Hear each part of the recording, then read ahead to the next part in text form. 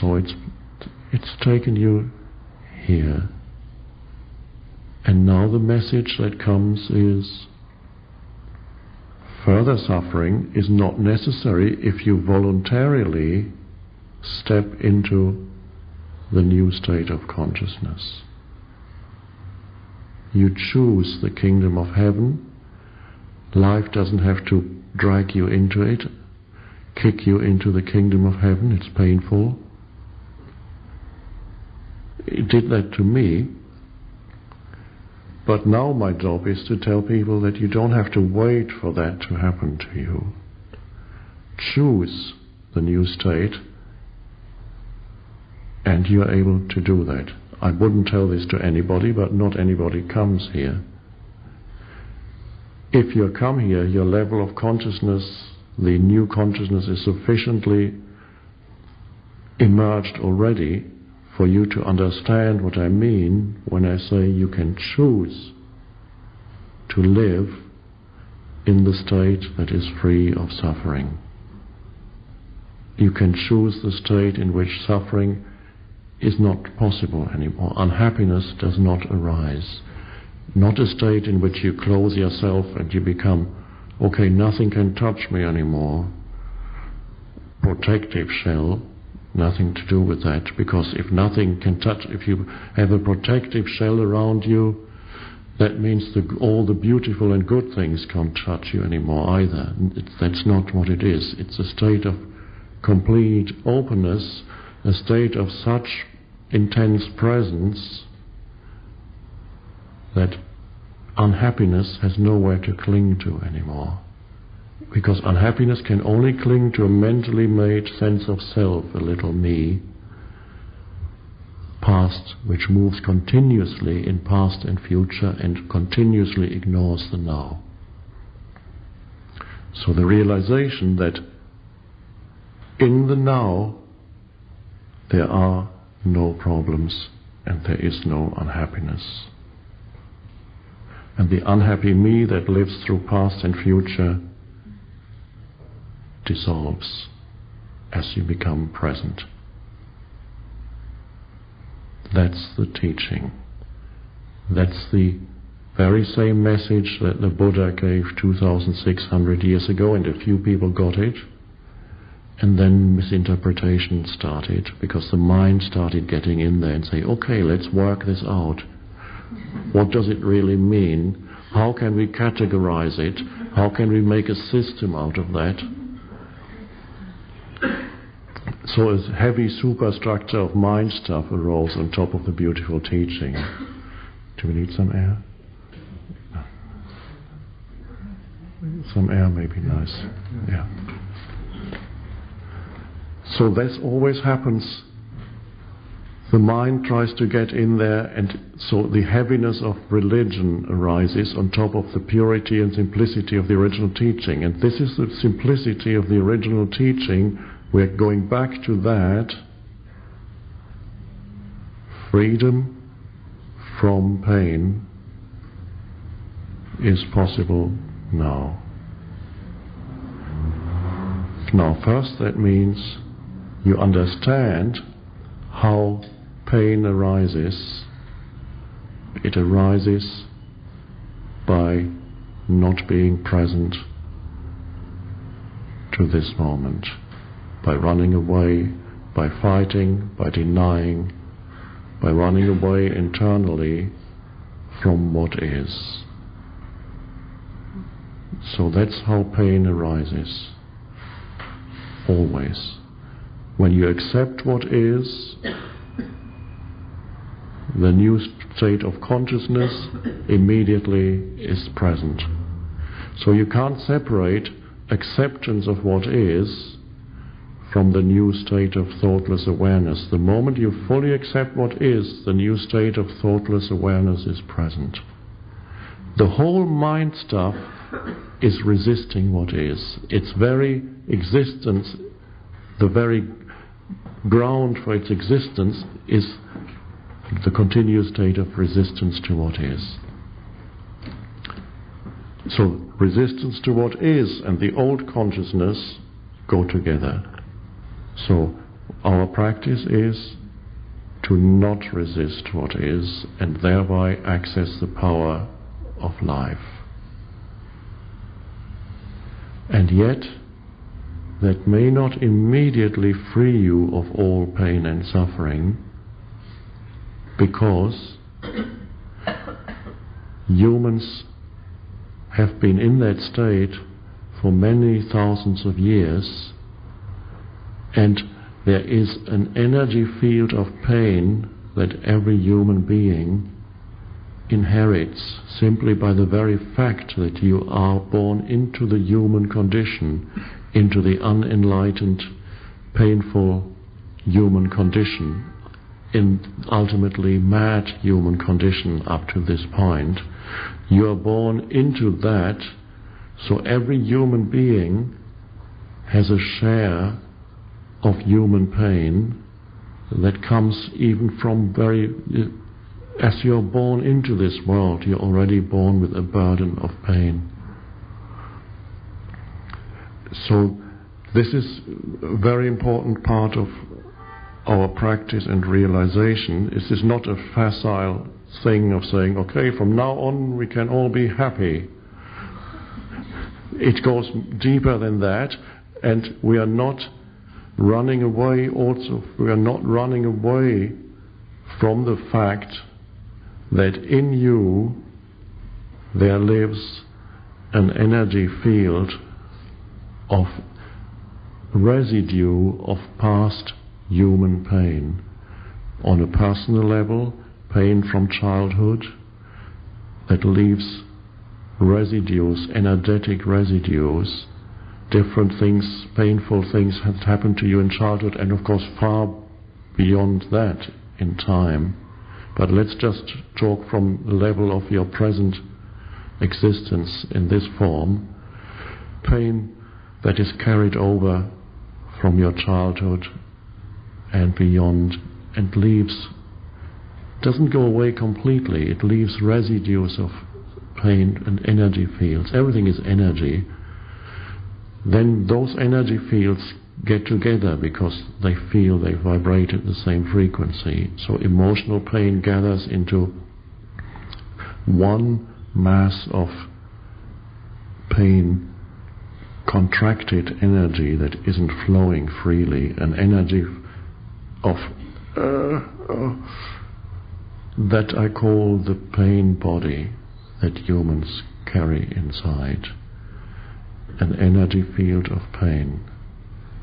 And if you don't recognize that, no matter how much spiritual practice you do, and even what we are doing here, if you do not see, if you do not recognize how the pain body operates, it will trick you every time and you will lose consciousness through it.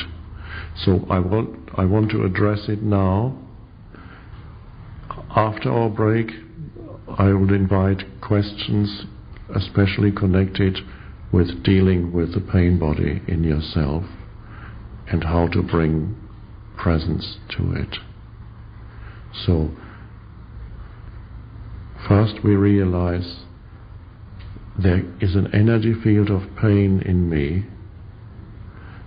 that may manifest either as turbulence, anger, heaviness, like depression, tightness, fear. Whatever way it manifests, it's not pleasant, it's painful, it's past pain, residues, but very much alive still. You carry it inside, but you're not always conscious of it, and I talk about it briefly in one chapter of the book, so we go into it a little bit more deeply now, and now there's the added energy of presence that we take into the pain body.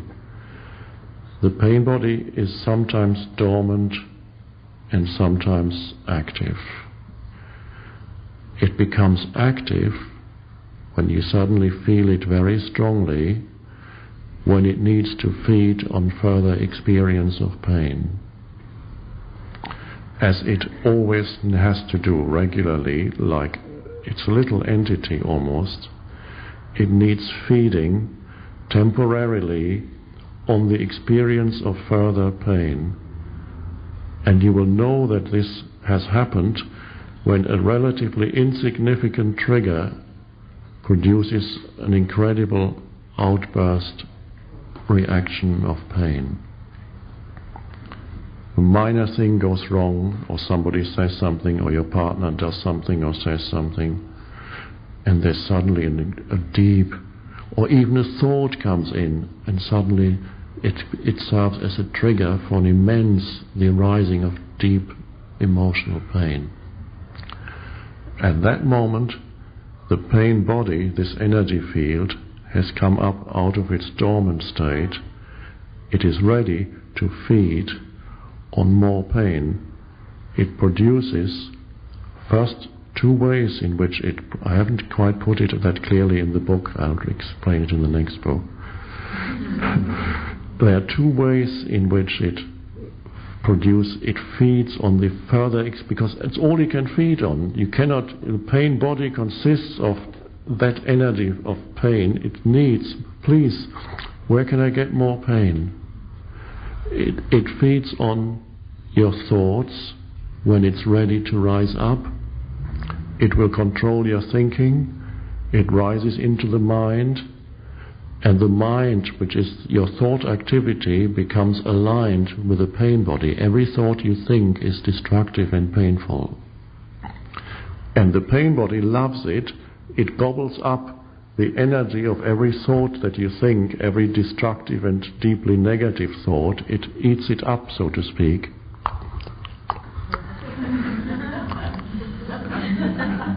And it's having a good time. It's feeding. And at that moment, one way of putting it is, one could say that is the addictive quality of human pain. Addictive because it loves its pain. When the pain body has taken you over and has succeeded in pretending that that's who you are, all your thinking is completely aligned with it, and it's feeding on it. At that very moment, the least thing you want, the last thing you want, is to be free of pain. At that moment, pain is what you want, because at that moment you are the pain body. And anybody who tells you that if I came into your life at that moment and gave you this message that a life free from pain is possible, you would hit me over the head. Because the pain body would be there, and I would be talking to the pain body, and the pain body would be talking back at me.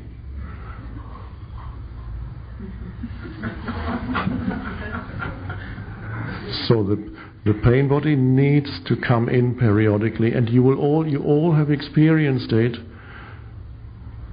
with partners, finding the ideal partner, and after a few weeks realizing that there's another side to them, that periodically they become a little monster.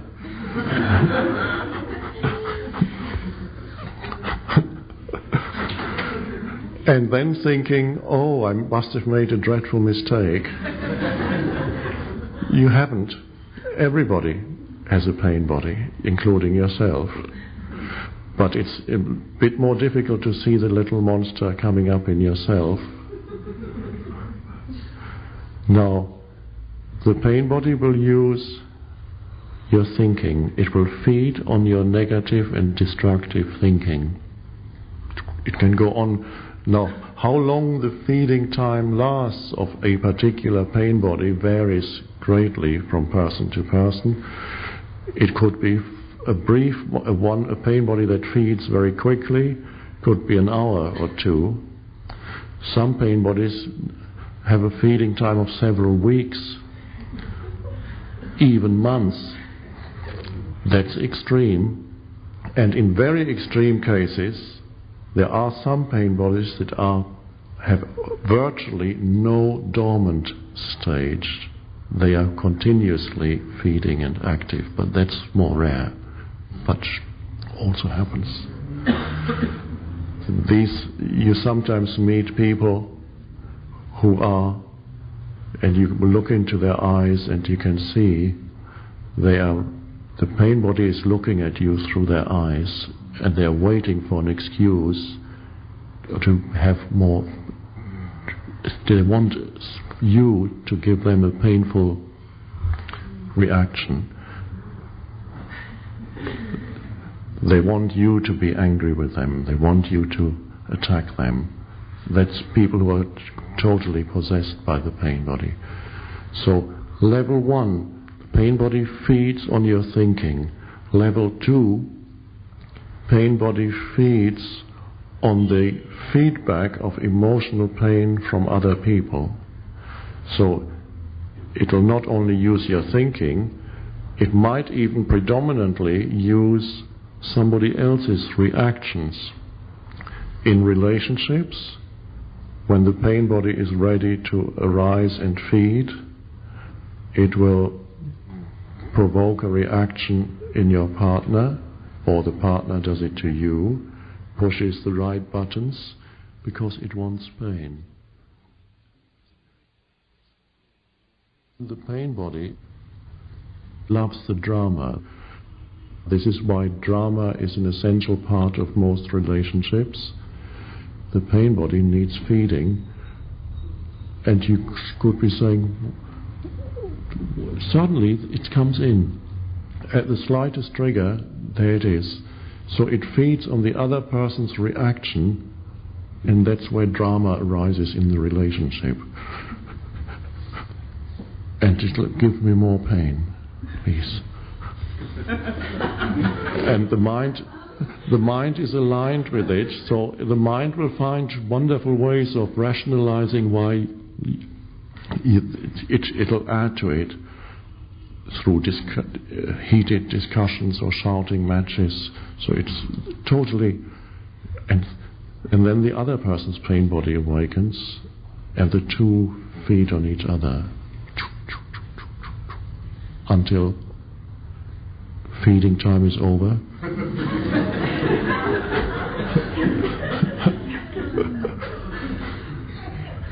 And the two pain bodies subside, go to sleep, digesting food,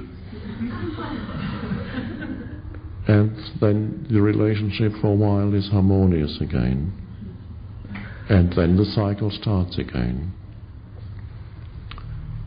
So, pain body feeding on thinking, pain body feeding on other people's reactions.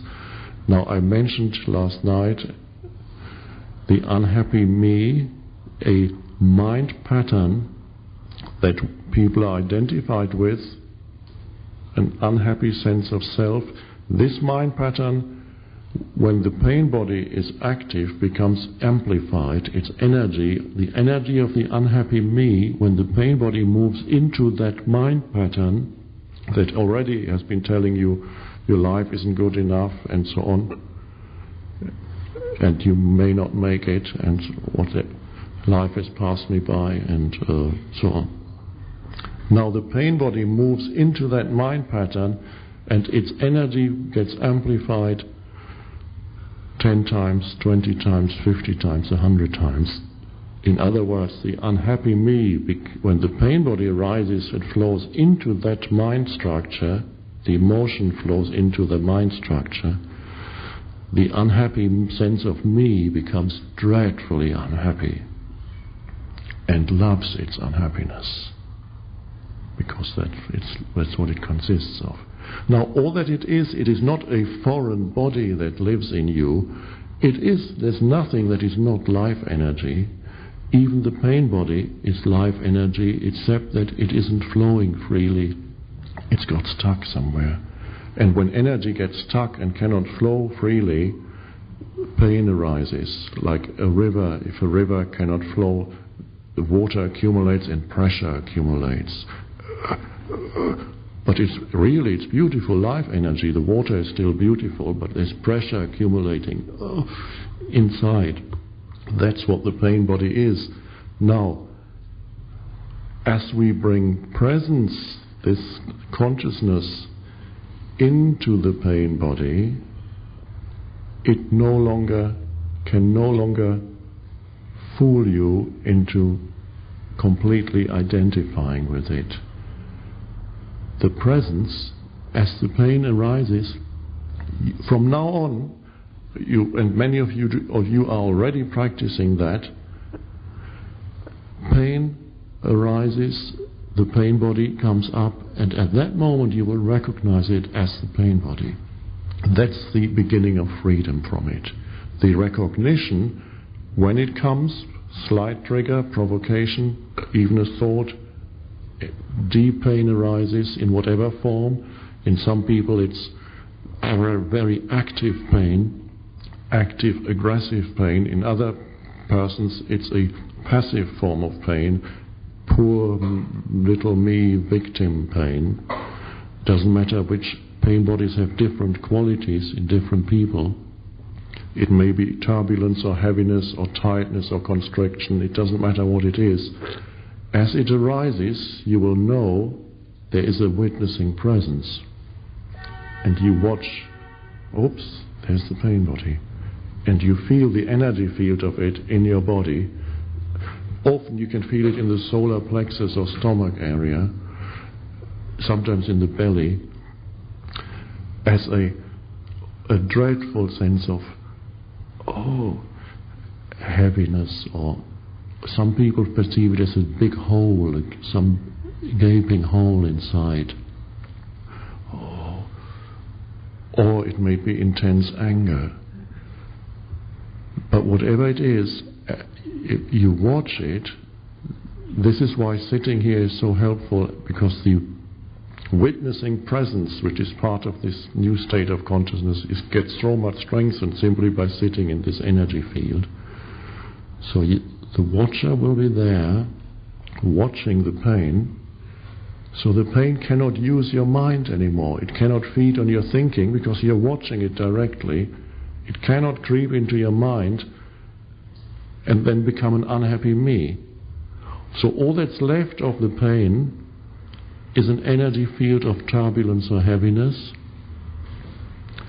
but the pain has not become an unhappy me, an unhappy sense of self, of who you are. That's the beginning of the end of the pain. But our practice is allowing what is to be, and that also applies as long as the pain body is there in you, allowing the pain that is there in you also to be. That is a very powerful practice. So I'm not saying we are not fighting the pain, we are not even trying to get rid of it. You bring the consciousness, which is a very compassionate state of allowing what is, its very powerful state. It implies you are present as the one who is able to allow. You are the one who is able to allow the pain to be. You know you're not creating this pain at this moment because you practice accepting what is. So it's not pain that you are creating, it's old pain. You bring the acceptance to the old pain. This wonderful state, this powerful practice, it does not just concern what happens to you externally, allowing this moment to be as it is. It includes the arising of pain in the pain body. You watch it, feel it, allow it. So you bring presence into it. You meet, the presence meets the pain body.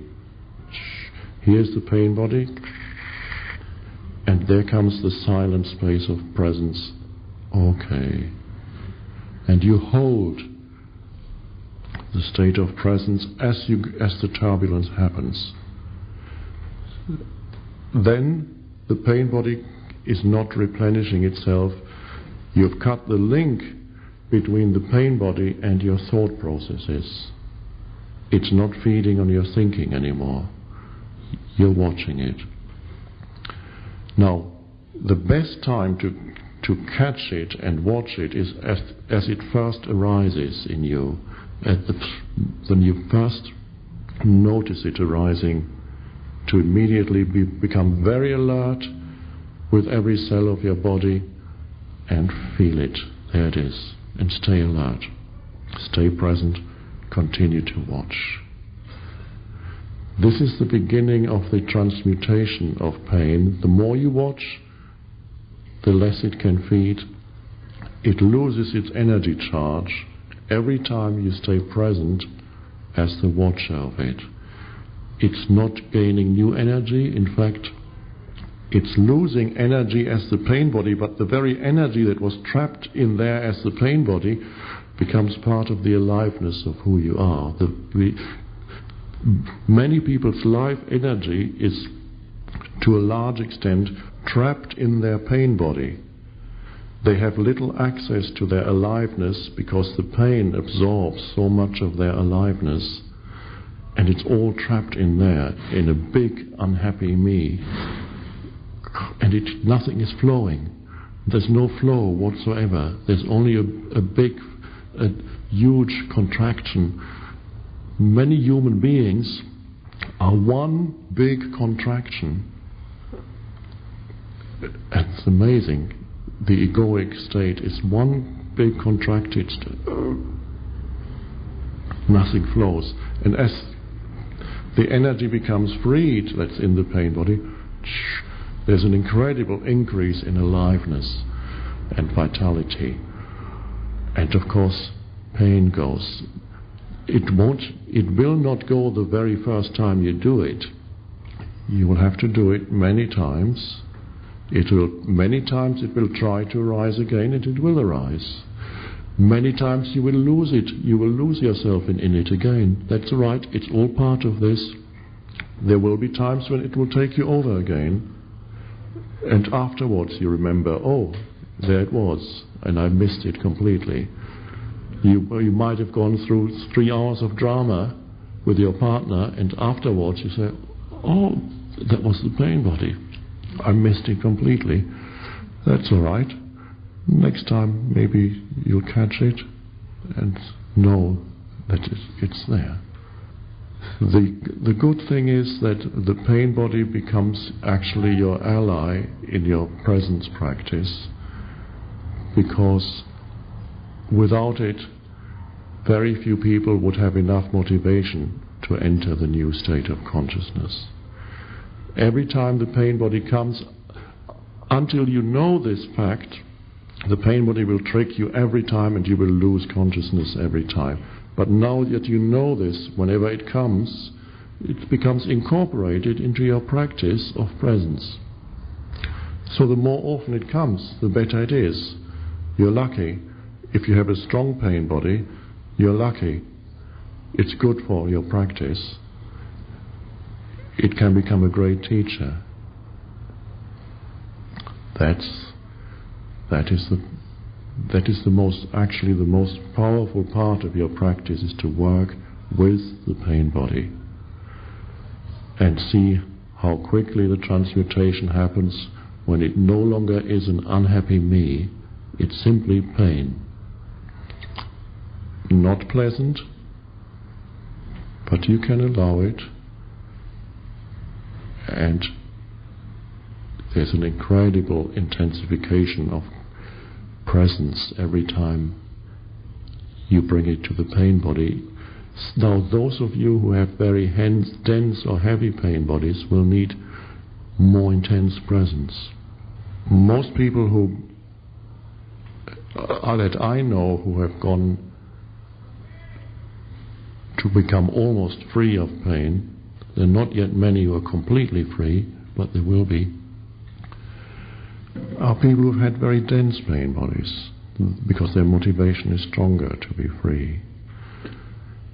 In Eastern terms, we are talking about karma. Karma really, ultimately, is all the conditioning from the past, including the past pain, that you mistakenly believe is who you are. Karma is to be identified with all past conditioning and to be condemned to relive and act out continuously your past conditioning. So pain body is an important aspect of karma. So what we are addressing here is going beyond the unconsciousness that is karma. What we are talking about here is actually the dissolving of karma. There would be no end to karma otherwise, because it renews itself. That's why it's often likened to a wheel. It renews itself continuously. This is an end to pain, an end to suffering. Use all the questions after the break. I'm sure there will be quite a few. Use your relationships in your practice and realize that no matter who you choose as your partner, they will have a pain body. Don't look for the ideal partner without a pain body. And that's good. And use the relationship, because it's so much easier to become aware of your own pain body in a relationship than if you live alone. Great opportunity for practice. And we'll address that in a little bit more detail perhaps after the break. If both of you understand how it works, you could have an agreement that you will help each other when the pain body arises in the other person, so that the other can stay very, very present, instead of going into reactivity. Stay very, very present. And if the partner gets taken over by the pain body, stay so present that you allow it without reacting and thinking that that's who that person is. Allowing it. If your partner doesn't want to cooperate, you just do it for yourself. It only takes one person ultimately to be free. It's great if he or she does. For many women, pain body arises as the approaching menstrual cycle comes. I mentioned it briefly in the book, because there's so much collective female pain. One aspect of pain body is collective human pain. Now, collective may be the pain of a nation that you belong to. Certain nations have more of a heaviness to them than other nations. The New World has relatively less heaviness to it than the Old World, because the Old World, Europe, Asia to some extent, there's so much past there. There's so much. The heaviness of past and the heaviness of past pain is very much apparent. Certain countries, you just get off the plane, and if you're sensitive, you feel the energy field of the collective pain body. Eastern Europe, in many countries, you can feel it the moment you step. Germany, I feel it the moment I step off the plane. Russia.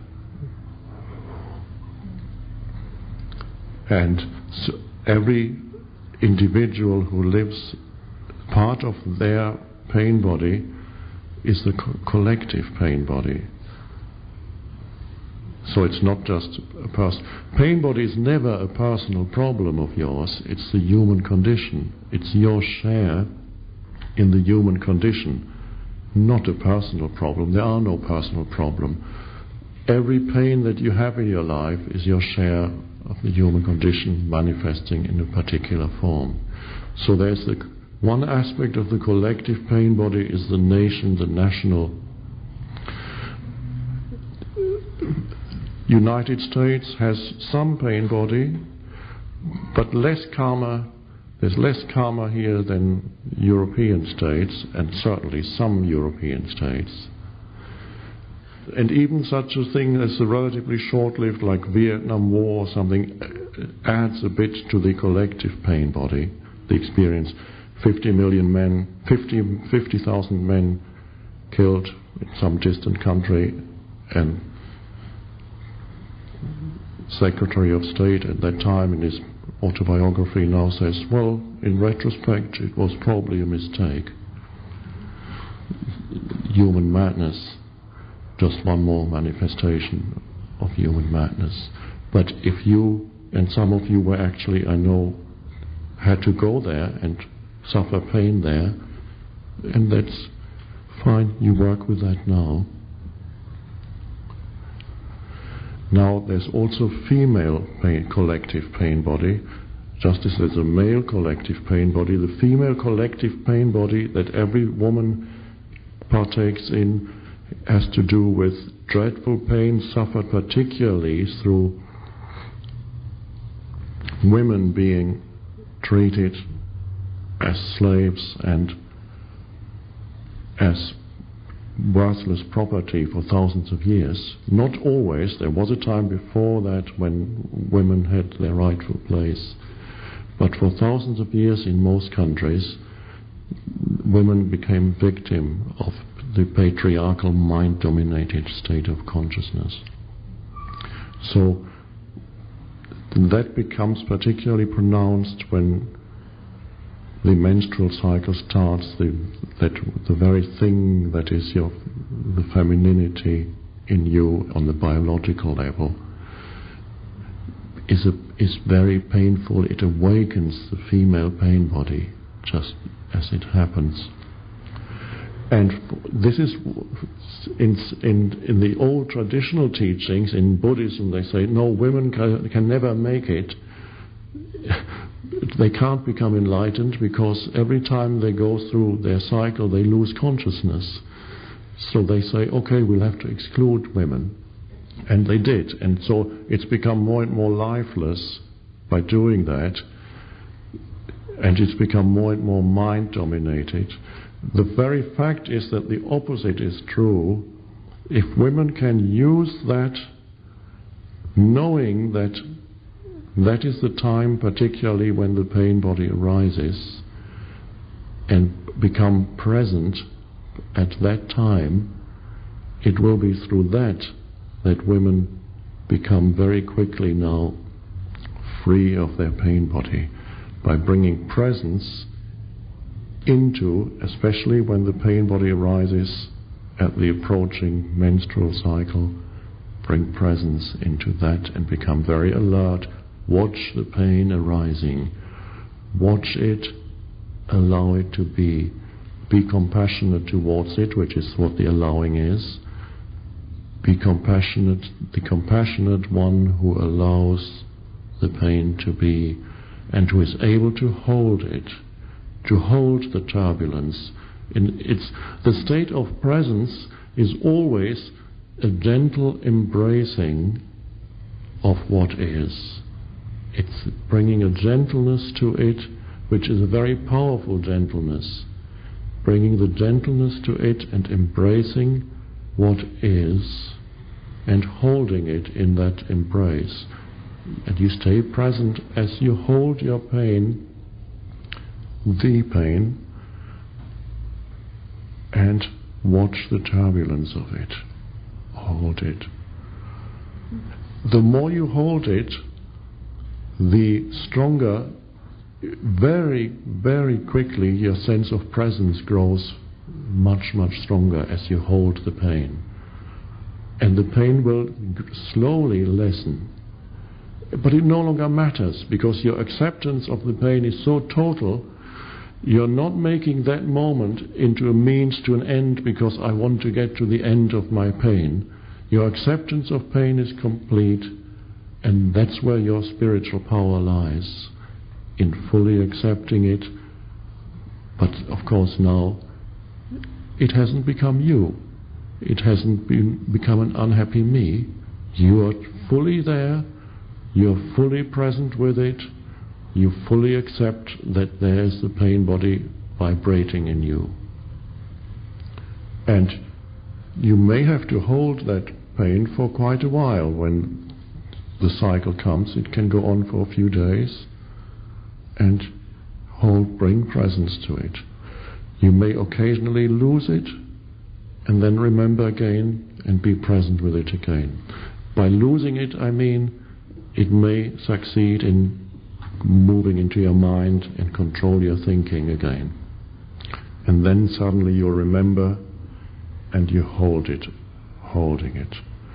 So that pain becomes incredible teacher, and every time it happens, you bring the presence to it. That's why women are going, there's always more women coming to consciousness groups than men. Women will move forward more quickly now than men. I've seen that. I'm seeing it all the time. And part of the reason is that they'll be able to work with their pain bodies, which up to now has been a great obstacle, now becomes a great help as you bring the presence to it. Men still are less in touch with their bodies. More women, of course, are also in the mind, but men even more deeply entrenched in their mind structures. So there's a different. They, of course, also have pain bodies, but the predominant thing for men is identification with their head. The predominant thing for women is identification with pain body. So these are just the focal points. Wonderful practice. And I'd love to know, after the break, those of you who have already been practicing after reading the book, how you're doing, and what obstacles there are, where it is becoming difficult, or any questions that arise out of that. But this practice is so easy and so wonderful and so powerful that it's amazing that it's taken humans so long to get to this point. But transformation can be very quick now, very quick. So make your pain body into your ally. Your pain body is not your enemy. When you make it into an enemy, that's the old mind thing starting over and making even the pain body into a problem. How can I get rid of it?